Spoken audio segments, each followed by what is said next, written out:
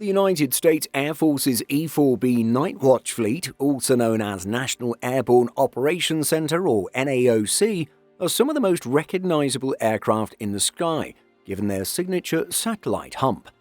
The aircraft are highly specialized to enable worldwide communication even in the event of a catastrophe. The US Air Force has 4 E-4s in its inventory, which collectively fly more than 50 overseas missions, including stops in over 25 countries each year. They've more or less been doing this since the 1970s, and so it's safe to say that these jumbo jets are due for a replacement. In today's video, we'll look at the US Air Force's plan to replace its quote-unquote Doomsday planes. First, a little background on the outgoing aircraft. Known in the military as the E-4B, the existing in-service planes are a militarized version of the Boeing 747-200 that serves as the National Airborne Operations Center for the President, Secretary of Defense, and Chairman of the Joint Chiefs of Staff. The first was delivered to the Air Force in December 1974, and in the years since, a team has been on continuous alert to ensure the plane can be airborne within minutes. The aircraft's original mission in the late 1970s and 1980s was to ensure a safe location for the President and staff to conduct wartime operations during a nuclear attack. They've been modified with nearly $1 billion worth of work to function as a communications and command hub in a national emergency or destruction of ground command and control centers. The aircraft are even reportedly more technologically advanced than the 2 Boeing 747s currently being used primarily as Air Force One. In peacetime, the planes support the Federal Emergency Management Agency to provide communications and command center capability to relief efforts following natural disasters such as hurricanes and earthquakes. The signature hump on top of the aircraft contains various tools to enable communication between any person or device worldwide. While the exact capabilities are classified, several confirmed features exist, including a high-frequency antenna and satellite connectivity. The aircraft further contains a low-frequency antenna that can dangle up to 5 miles behind the aircraft while in flight. Matrix-style shielding defenses also protect the sensitive systems in case of an electromagnetic pulse or EMP attack. One of the most significant missions is to provide travel support for the Secretary of Defense and Joint Chiefs of Staff when traveling overseas. The plane's highly secure communications suite, operational capability, and strong defensive capabilities make it ideal for overseas travel. The 4 planes accommodate up to 112 people, including the command team and accompanying staff. The plane is crewed by military professionals across 15 different specialties, including pilots, navigators, flight engineers, aircraft maintainers, flight attendants, communication officers, data and radio operators, security forces, and technical controllers. From this description, you can tell that the E-4B aircraft are highly specialized and rather unique. Indeed, these aircraft aren't exactly rolling off the Boeing assembly line every month. So when the US Air Force put out a tender, that is to say an invitation to submit a bid for a project, there were very few companies able and willing to submit proposals for the contract. In 2023, there appeared to be just 2 companies in the running: commercial aircraft giant and major US defense contractor Boeing, and a much smaller firm known as Sierra Nevada Corporation, or SNC. By December of that year, SNC was on its own, with news that Boeing was out of the running.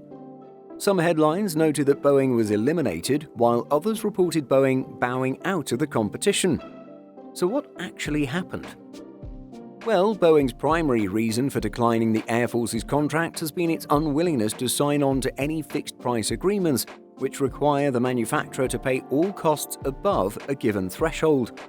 Naturally, Boeing was quick to relay its sentiments on this matter and issued the following statement: "We are approaching all new contract opportunities with added discipline to ensure we can meet our commitments and support the long-term health of our business. We remain confident our Survivable Airborne Operations Center approach is the most comprehensive, technically mature, and lowest risk solution for the customer and Boeing." Boeing isn't without good reason for turning down this kind of agreement. In 2023 alone, it reported losses of over $1.3 billion from fixed-price agreements, including the upgrading and ultimate replacement of Air Force One. The government would certainly benefit from a fixed-price contract in terms of price stability and fiscal planning. However, on the other side of the deal, contractors are forced to deal with inflation and other price fluctuations. Spikes in labor and supply chain shortages must also be managed by companies. Ultimately, with Boeing out of the running, SNC was more or less the winner by default. The awarding of the contract was made official on April 26, 2024. The U.S. Department of Defense, posting contracts for the day, stated the following. Sierra Nevada Corp., Englewood, Colorado, was awarded a $13,080,890,647 cost plus incentive fee, fixed price incentive, firm target, and cost plus fixed fee contract for the Survivable Airborne Operations Center, or SAOC.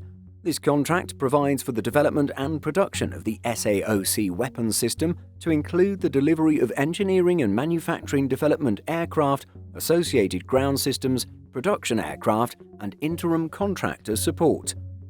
The announcement added that work is to be performed in Englewood, Colorado, Sparks, Nevada, Beaver Creek, Ohio, and Vandalia, Ohio, and is expected to be completed by July 10, 2036.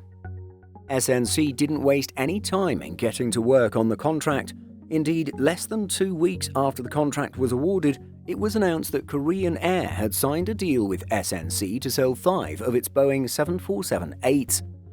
As per a Reuters report, the Korean carrier will sell off 5 of its Boeing 747-8 wide-bodies for $674 million, amounting to around $135 million per airframe. The sale is expected to be completed by September 2025. A few weeks later, UK giant Rolls-Royce revealed that it secured a contract to provide technology for the new jets. Rolls-Royce's senior executive Adam Riddle had this to say in a press release.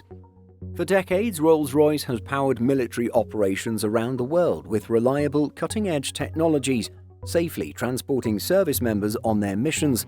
Now we are proud to pair our proven pedigree with the collective expertise of SNC and the rest of the SAOC team to ensure our military leaders have the platform to protect our national security when it matters most. The exact work that Rolls-Royce will be handling remains undisclosed. While we know the firm to be a major aircraft engine manufacturer, its defense portfolio goes beyond propulsion and extends into the fields of thermal management system solutions, infrared suppression systems, and more. So it looks like SNC has taken care of one of its big tasks as part of its big SAOC contract, securing replacement airframes. With the complexity of the existing aircraft, it's clear that a lot of modification work will need to be done before the 2036 deadline. This obviously includes electromagnetic shielding and the addition of aerial refueling capabilities. And so, what do you think of this project and the progress made thus far? Is 2036 a fair deadline? Let us know what you think by leaving a comment. Simple Flying publishes over 150 articles every week. If you're looking for the latest aviation news and insights, visit simpleflying.com.